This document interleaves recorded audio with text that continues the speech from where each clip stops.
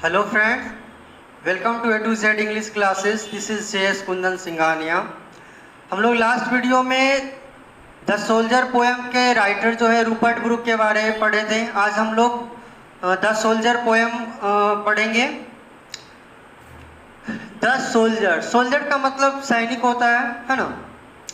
ये पोएम जो है ये एक सोनेट है। क्या है? एक सोनेट। अब ये सोनेट वर्ड, आखिर सोनेट होता क्या है, पहले इसके बारे में जरा सा समझ लेते हैं हम लोग। सोनेट, सोनेट का हिंदी होता है लघु कविता। सोनेट का हिंदी लघु कविता, जो कि जनरली 14 लाइन्स में लिखी जाती है, यानी कि 14 लाइन की कविताएं। जनरली 14 लाइन की जो कविताएं जो होती है उसको क्या कहते हैं? सोनेट कहते हैं। इस सोनेट, तो सोनेट समझ में आ गया होगा, जो 14 लाइन की कविता होती है वो सोनेट कहलाता है। सोनेट को दो भाग में बांटा गया है ना। एक को कहते हैं ऑक्टेव और एक को कहते हैं सेस्टेट। ऑक्टेव क्या होता है? तो द फर्स्ट 8 लाइन्स, यानी कविता जो कविता होता है तो शुरू से, यानी शुरू से लेकर 8 लाइन तक की जो कविताएं होती है उसको ऑक्टेव कहते हैं। यानी 8 लाइन्स तक की जो कविताएं होती है वो ऑक्टेव, और 8 लाइन के बाद जो 6 लाइन बच जाएगा उसको कहते हैं सेस्टेट। वही मैं लिखा हूँ, द फर्स्ट 8 लाइन्स, यानी पहले 8 लाइन जो होता है वो ऑक्टेव, और द लास्ट 6 लाइन्स और लास्ट के जो 6 लाइन होते हैं वो सेस्टेट कहलाते हैं। तो इसे अच्छी तरीके से आप समझ गए होंगे सोनेट क्या होता है और सोनेट को कितने पार्ट में बांटा गया है, समझ गए होंगे। आगे अब समझते हैं जरा पोएम को। ये पोएम है द सोल्जर। अगर इसको काउंट करेंगे इस लाइन को तो ये है 8 लाइन्स, और अभी अभी मैं बताया हूँ स्टार्टिंग से 8 लाइन तक जो होता है वो क्या कहलाता है? ऑक्टेव। तो ये क्या है? ऑक्टेव है ये, है ना। और इसमें कहते हैं कवि क्या, इसमें बताया गया है कि एक सोल्जर, एक सैनिक जो है अपने देश को कितना प्यार करते हैं, क्या सोचते हैं अपने देश के बारे में, उस चीज को इसमें दर्शाया गया है। उसकी एक सैनिक की, एक देशभक्ति की एक झलक है ये, है ना। और ये कवि कहाँ के हैं जो रूपर्ट ब्रूक ये पोएम लिखे हैं? ये हैं इंग्लैंड के, है ना। तो ये कहते हैं, स्टार्ट होता है पोएम, कहते हैं if I should die think only this of me. यदि मैं मर जाऊं केवल मेरे बारे इतना सोचना। मतलब क्या है? फिर से जरा कहते हैं यदि मैं मर जाऊं। ऐसा क्यों कहते हैं? क्योंकि ये कल्पना करते हैं कि कोई भी सैनिक जो होता है, ये फैक्ट है कि कोई भी सैनिक जब एक बार ड्यूटी पे जाता है तो उसे ये पता नहीं होता कि वो वापस लौट पाएंगे या नहीं, है ना। और खास करके वो जो सैनिक युद्ध पे गए हों, जो युद्ध पे गए हों सैनिक, तो उसे तो और भी पता नहीं होता है कि वो घर वापस दोबारा जा पाएंगे या नहीं। क्योंकि रूपर्ट ब्रूक जो है ये भी एक युद्ध पे गए थे, है ना। तो कल्पना करते हैं कि उस समय जो सैनिक जो है क्या सोचते हैं, किस तरीके से, है ना। तो कहते हैं क्या? इफ आई शुड डाई, कि यदि मैं मर जाऊं, थिंक ओनली दिस ऑफ मी, मेरे बारे में केवल इतना सोचना, that there's some corner of a foreign field, कि विदेश का कुछ कोना है। अगर मैं मर जाऊं तो मेरे बारे केवल इतना सोचना कि विदेश का कोई एक कोना है, that is for ever England, जो कि हमेशा के लिए, फॉर एवर मतलब हमेशा, हमेशा के लिए इंग्लैंड की है। देयर शैल बी, इंग्लैंड की हो जाएगी। मतलब क्या है? कहते हैं कि यदि मैं मर जाऊं युद्ध में, अगर ऐसा हो कि कोई व्यक्ति, जैसे कि यही है, दूसरे देश लड़ाई के लिए जा रहे थे, तो अगर ऐसा हो कि युद्ध पे दूसरे देश अगर कोई सैनिक लड़ाई के लिए गए और वहाँ पे वो क्या है, वहाँ पे अगर जो उनकी मृत्यु हो जाए तो क्या होगी? तो उनकी मृत्यु हो जाएगी, तो उससे तो अपने देश फिर से वापस लाना संभव उस समय नहीं था, इसलिए करके उसे उसी जमीन पे दफना दिया जाता था। तो वही कहते हैं कि अगर जिस जमीन पे भी, कोई सा भी जमीन पे अगर उन्हें दफनाया जाएगा तो वो जमीन जो है कहाँ की हो जाएगी? इंग्लैंड की हो जाएगी। क्यों? क्योंकि ये सैनिक जो है कहाँ के हैं? इंग्लैंड के हैं, और उसे उस जमीन में दफनाया जाएगा तो वो कवि जो है कहाँ के? इंग्लैंड के हैं। इसलिए वो, यानी वो सोल्जर एक जो है वो इंग्लैंड के हैं, इसलिए वो जमीन भी इंग्लैंड की कहलाएगी, है ना, ऐसा कवि कहते हैं। और आगे कहते हैं इन दैट रिच अर्थ, उस रिच मतलब ऐसे तो अमीर होता है, लेकिन यहाँ पर अमीर नहीं होगा, यहाँ रिच का मतलब होगा समृद्ध। उस समृद्ध भूमि में या उस समृद्ध जमीन में, है ना, और रिचर डस्ट, उससे भी ज्यादा समृद्ध, उससे भी ज्यादा समृद्ध। डस्ट का मतलब होता है धूल या कण, लेकिन यहाँ धूल या कण नहीं, यहाँ डस्ट का मतलब उस सोल्जर का बॉडी है ना। तो कहते हैं आगे क्या कि रिचर डस्ट कंसील्ड, कि उससे भी ज्यादा समृद्ध जो शरीर है सैनिक का उसमें संलिप्त हो जाएगी, यानी कि मिल जाएगी। मतलब क्या है इसका, एक बार फिर से कहते हैं क्या कि जहां भी दफनाया जाएगा तो वो तो इंग्लैंड की भूमि हो जाएगी। कहते हैं उस समृद्ध जमीन में एक उससे भी ज्यादा समृद्ध जो है शरीर उसमें संलिप्त हो जाएगी, यानी कि मिल जाएगी। मतलब क्या है कि ऐसा क्यों कहते हैं कि उससे भी ज्यादा समृद्ध, चूंकि जहां भी दफनाएंगे तो वो भूमि तो समृद्ध है ना, लेकिन उससे भी ज्यादा समृद्ध उस सैनिक का शरीर है। क्यों? क्योंकि वो शरीर है कहाँ का, इंग्लैंड का, और इंग्लैंड का शरीर जो है इनकी नज़र में क्या है कि उनसे भी ज्यादा समृद्ध है ना। ये अपने देश का गुणगान बखान करते हैं ना कि हमारा देश इतना पवित्र है, इतना समृद्ध है ना। आगे कहते हैं अपने देश का गुणगान करते हुए आगे कहते हैं अ डस्ट whom इंग्लैंड बोर, कहते हैं कि इस डस्ट को यानी शरीर को, ये शरीर जो है जिसे इंग्लैंड ने जन्म दिया है, बियर मतलब जन्म देना होता है, बोर सेकेंड फॉर्म है। कहते हैं क्या कि इस शरीर को जिसे इंग्लैंड ने जन्म दिया है, इंग्लैंड ने जन्म दिया मतलब इनका जन्म कहाँ हुआ है, इंग्लैंड में हुआ है ना, इसलिए अपने देश का ही गुणगान करते हैं। आगे कहते हैं शेप्ड, और इंग्लैंड ने ही आकार दिया है, मेड अवेयर का मतलब जागरूक भी किया, जागरूकता भी इनमें आई है। तो कहाँ आई है, इंग्लैंड में ही आई है।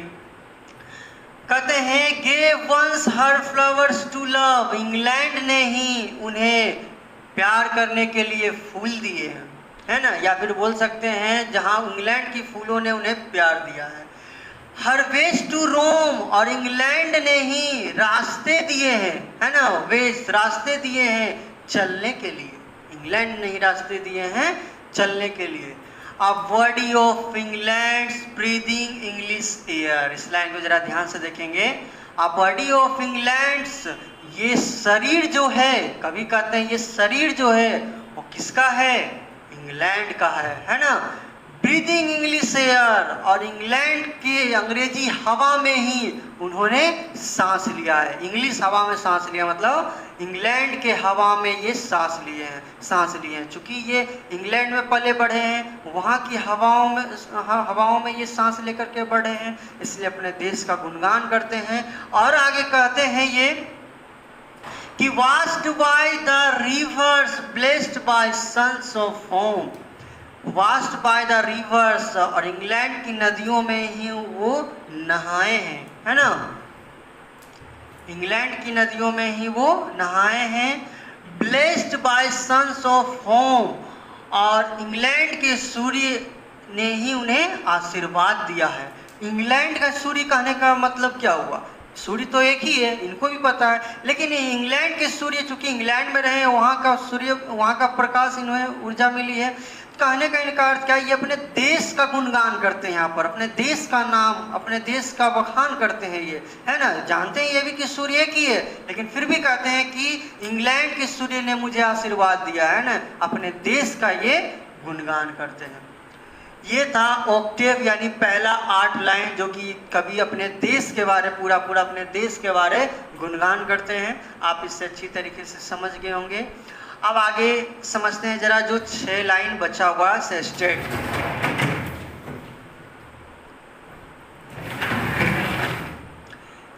आगे कवि कहते हैं, और ये जो 6 लाइन लिखा गया है इसमें कल्पना करते हैं कि यदि इनकी मृत्यु हो जाती है तो मृत्यु के बाद ये क्या करेंगे, है ना। लोग ऐसा बहुत कम सोचते हैं कि मृत्यु के बाद क्या क्या चीज ये सोचते हैं।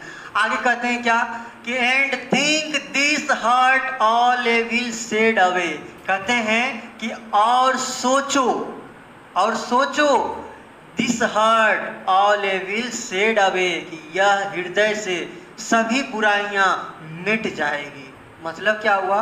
कहते हैं कि अगर इनकी मृत्यु हो जाती है तो इन्हें दफना दिया जाएगा, और इन्हें जहाँ भी दफनाया जाएगा वो कौन सी भूमि कहलाएगी? इंग्लैंड की भूमि।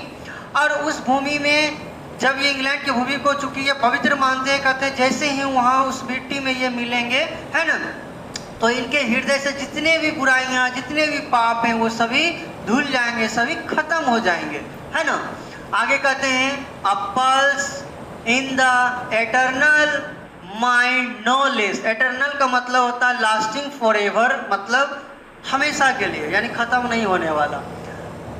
Give somewhere back the thoughts by England given. कहते हैं क्या? अब पल्स, पल्स का मतलब होता है वाइब्रेशन, यानी कंपन। कंपन मतलब, या भी बोल सकते हैं नस, नस मतलब क्या? नब्ज। कहते हैं ये जो नब्ज जो है मस्तिष्क की वो खत्म हो जाएगी, यानी जो मृत्यु हो जाने के बाद वो व्यक्ति का जो पल्स होता है, जो नस जो होता है, नब्ज जो होता है वो चलना बंद हो जाता है। तो कहते हैं जो नब्ज है वो खत्म हो जाएगी, बंद हो जाएगी, लेकिन ये सोच जो है, थॉट्स जो है, जो कि इन्हें इंग्लैंड के द्वारा दिया गया है, वो खत्म होने वाला नहीं है, वो फिर से वापस आएगी। मतलब क्या है?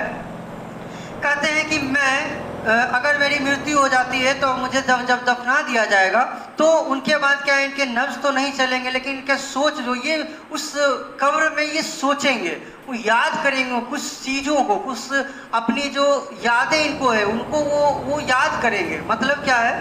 कौन कौन सी यादें हैं जो कि अपने देश में बिताए हैं, अपने देश में रह करके जो खुशनुमा दिन जो था उन सभी चीज़ों को याद करेंगे।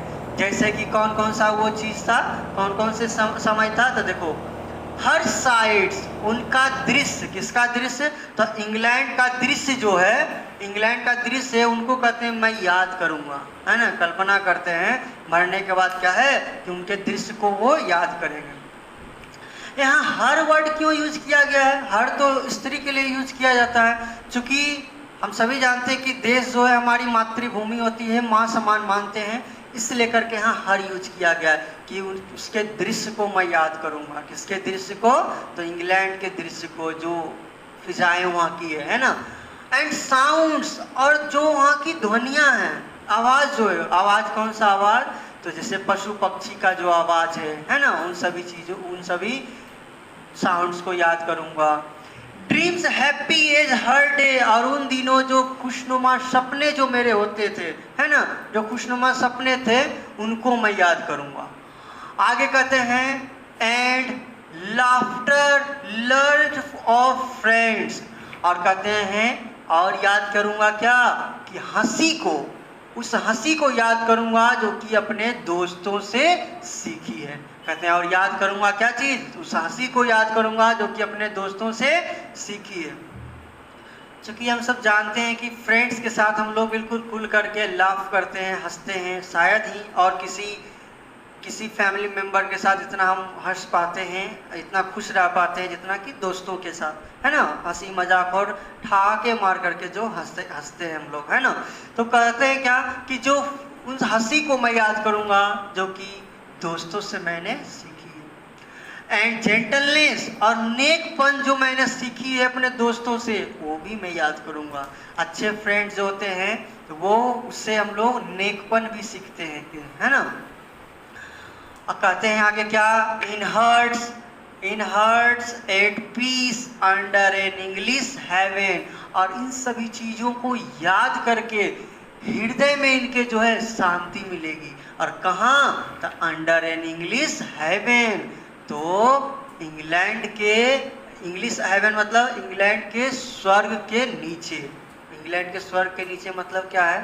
कहने का अर्थ क्या हुआ इनका कि इन सभी चीज़ों को जो मैंने इंग्लैंड में बिताया था समय, उन सभी चीज़ों को याद करूँगा। कहाँ? तो कब्र में, है ना। जो मृत्यु हो जाने के बाद जो उनको दफनाया जाएगा, और वो चूंकि वो मिट्टी कहाँ की हो जाएगी, इंग्लैंड की, इसलिए इनकी नज़र में वो भूमि जो है वो क्या है, वो एक स्वर्ग से कम नहीं है। क्यों? क्योंकि वो इंग्लैंड की भूमि हो जाएगी और इंग्लैंड जो है इनके लिए स्वर्ग से कम नहीं है। इसलिए कहते हैं कि उस इंग्लैंड की भूमि यानी जो जो स्वर्ग जो उनको मिलेगा, उस स्वर्ग में इन सभी चीज़ों को याद करके इनके हृदय में क्या मिलेगी, शांति मिलेगी। और ये क्या चीज था, सेस्टेट था, यानी लास्ट 6 लाइन को सेस्टेट कहते हैं और ये लिखे हैं रूपर्ट ब्रूक। आई होप कि आप लोग इस पोयम को आप अच्छी तरीके से समझ गए होंगे। जल्द ही नेक्स्ट वीडियो में अपलोड करूंगा। जय हिंद।